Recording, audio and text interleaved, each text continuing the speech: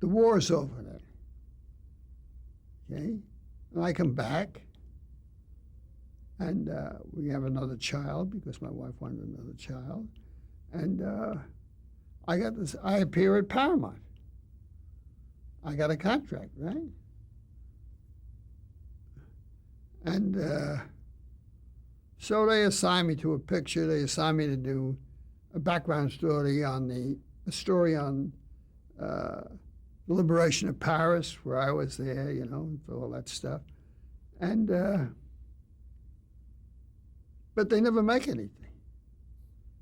And the one picture which they make with Marlene Dietrich was a story about a American colonel gets shot down, he ends up in Germany, he hides with the gypsies. And of course, they don't know that they're going to be the first people into the concentration camps. And that's what's going to happen with this colonel.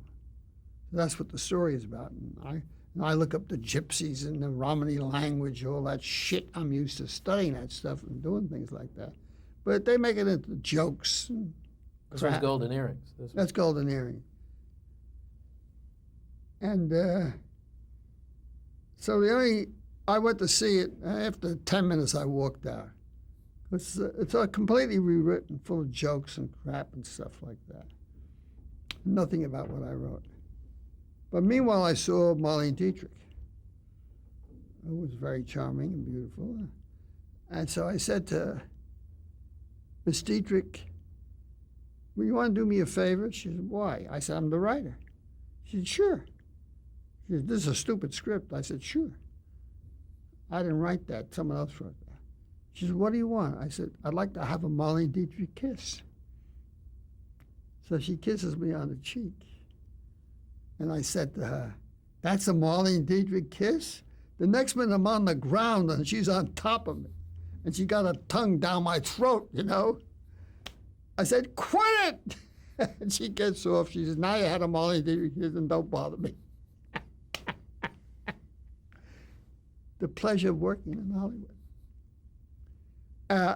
About that time, Ani Manoff was working at a new studio in town, doing a picture for John Garfield, a boxing story. And whatever he tried, they turned down.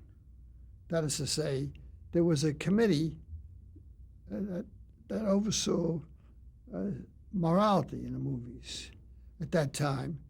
And when he tried to do the Bonnie Ross story, they didn't like it because Bonnie Ross took drugs. Although he'd been the world's champion, was a hero of the war, that didn't matter. And things like that. So he had a lot of trouble getting anything passed.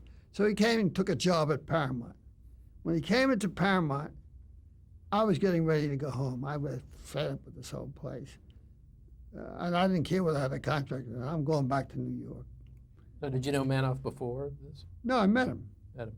And so as soon as we talked, we were friends. And Manoff said, why don't you do this Garfield story? I said, what story? You know, some boxing story. For Christ's sake, Abe, you're from the East Side. You know about boxing. Well, I do. In those days, there was little boxing clubs all around, you know. It wasn't only the big boxing.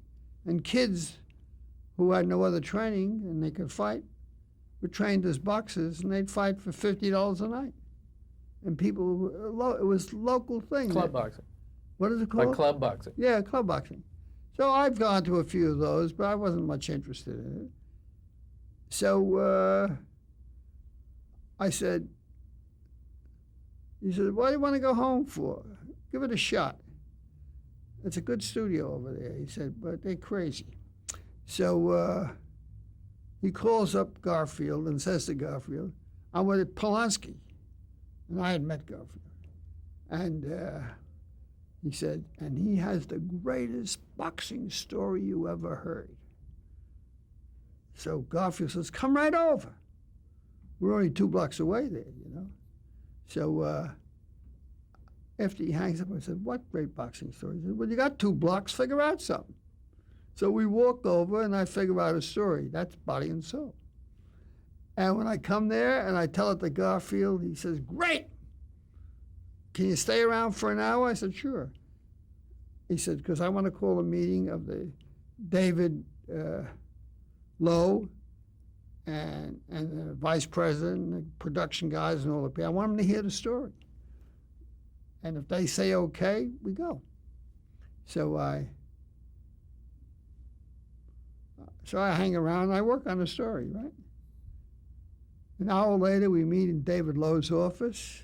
Everybody's there, the head of production, the head of this, the casting, everybody's there. And it's proper audience for me to show off in. So I tell a story with a lot of vigor and vitality, I guess. And they love it. Everybody loves it. And they tell me this is what I did. I go to the door and start to leave.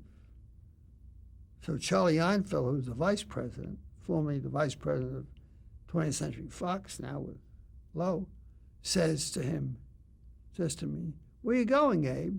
We want you to write the story. I said, but I'm under contract to Paramount as a writer.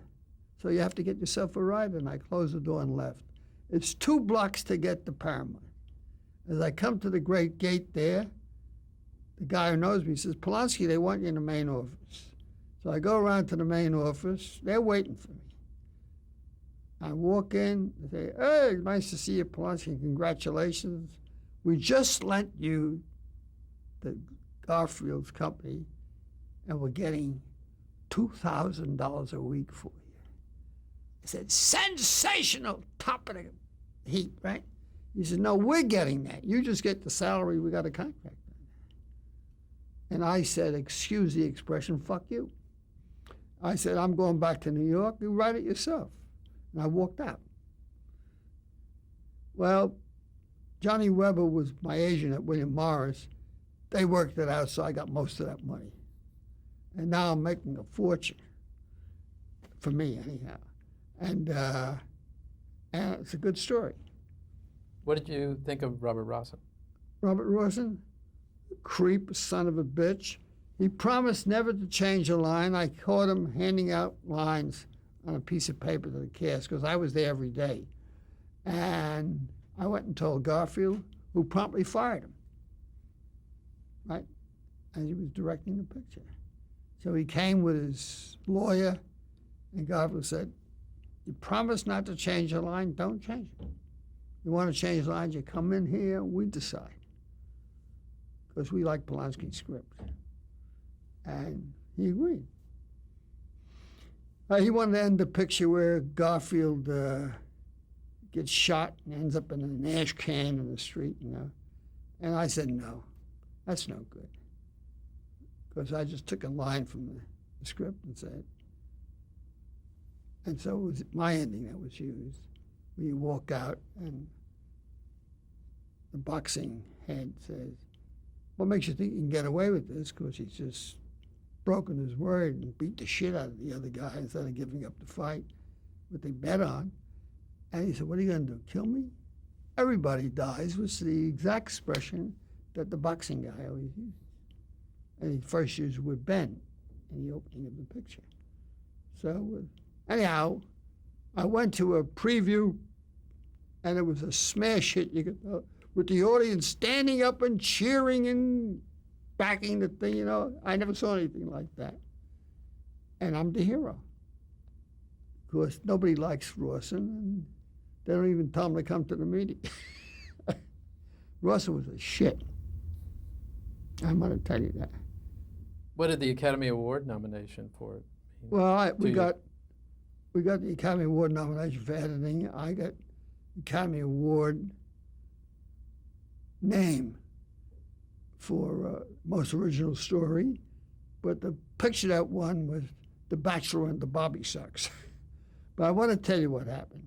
They explained it to me. They said, don't come. The studio is going to vote by studio.